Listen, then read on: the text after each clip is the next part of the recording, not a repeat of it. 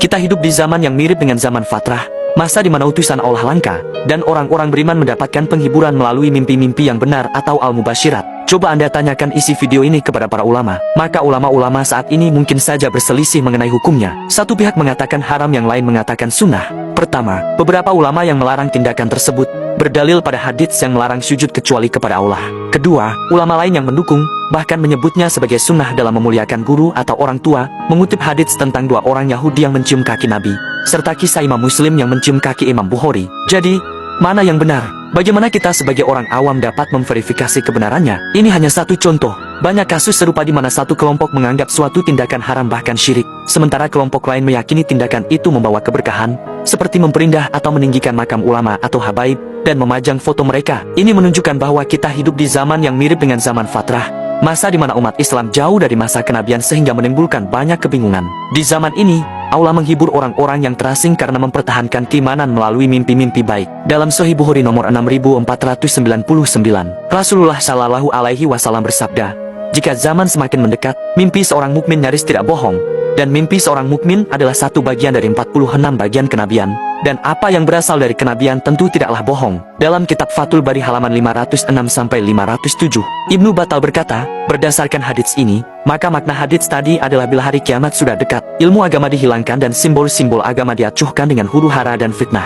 Maka pada saat itu manusia memerlukan orang yang mengingatkan dan memperbaharui ajaran agama yang telah mereka pelajari, sebagaimana umat terdahulu diingatkan oleh para nabi. Namun, karena Nabi kita Shallallahu Alaihi Wasallam adalah nabi penutup, dan zaman itu menyerupai zaman fatrah atau kekosongan dari utusan, karena tidak ada lagi kenabian setelah beliau, digantikanlah dengan mimpi yang benar yang merupakan bagian dari tanda-tanda kenabian yang mendatangkan kabar gembira dan peringatan dari Allah Subhanahu wa Ta'ala. Ulama dan umat Islam kini mudah mengakses dalil di mana saja dan kapan saja dengan adanya internet. Namun, hanya Allah yang dapat memvalidasi kebenarannya. Kondisi ini bisa diibaratkan semua orang memiliki lampu namun tanpa listrik, sehingga dunia mengalami kegelapan. Mereka memiliki pengetahuan tetapi membutuhkan petunjuk untuk memvalidasi kebenaran tersebut. Dan dalam mimpi Muhammad Qasim, dialah yang saat ini diberi listrik oleh Allah agar lampu-lampu itu bisa menyala, menerangi seluruh dunia. Pada tanggal 20 September tahun 2015, Muhammad Qasim melihat dalam mimpi bahwa kegelapan ada di mana-mana. Mereka memiliki segalanya kecuali listrik. Tidak ada listrik untuk menyalakan lampu dan semua orang mencari listrik. Kemudian dia melihat bahwa Allah memberinya listrik dengan rahmatnya. Muhammad Qasim pergi ke ulama,